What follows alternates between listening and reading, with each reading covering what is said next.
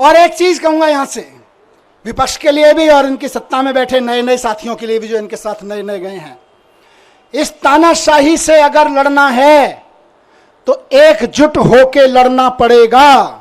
ये ना सोचें कि आज आम आदमी पार्टी के कार्यकर्ता नेता जेल में हैं, कल नंबर आपका भी आएगा,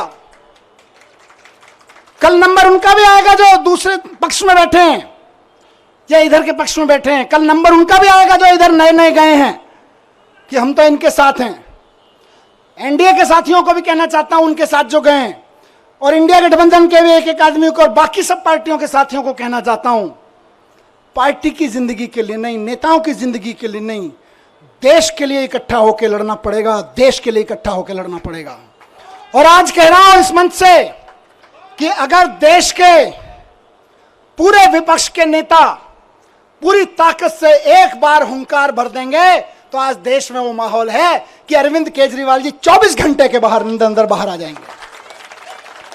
अगर देश के विपक्ष के नेता एकजुट होकर हुंकार भर देंगे तो केजरीवाल जी केवल और केवल 24 घंटे के अंदर जेल से बाहर आ जाएंगे। मैं आज लिख के दे रहा हूं आपको, लेकिन इकट्ठे होकर करना पड़ेगा। ये मत सोचिए अभी तो केजरीवाल जी गए, जब हम पे आएगी तो देखेंगे, नहीं, सब पे आई हुई है।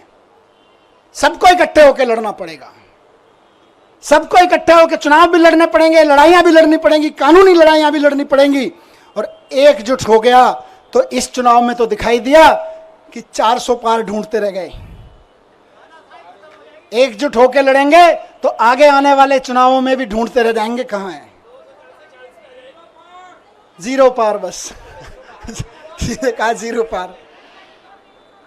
तो ये कोई ये ना सोचे कि अलग अलग लड़ लेंगे, जब हमारी लड़ाई आएगी तो लड़ लेंगे। लड़ाई सबकी है, लड़ाई देश की है, लड़ाई एक एक भारत के नागरिक की है। सब पार्टी वालों को, जिनको जनता ने थोड़ा थोड़ा भी कहीं कहीं भरोसा दिया है, कहीं ज्यादा दिया है, सबको इकट्ठा होकर इस तानाशाही के खिलाफ लड़ना पड़ेगा।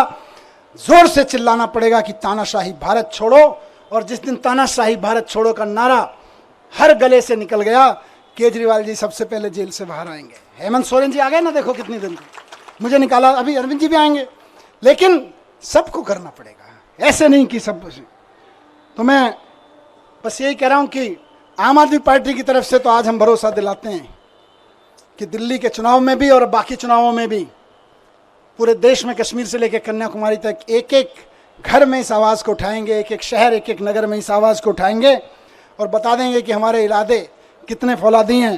तुम चाहे जितनी यातनाएं दे लो, तुम चाहे जितने जुल्म कर लो, जब तक इस देह में प्राण रहेगा और माथे पे संविधान रहेगा, इस दिल में हिंदुस्तान रहेगा। भारत माता की, भारत माता की।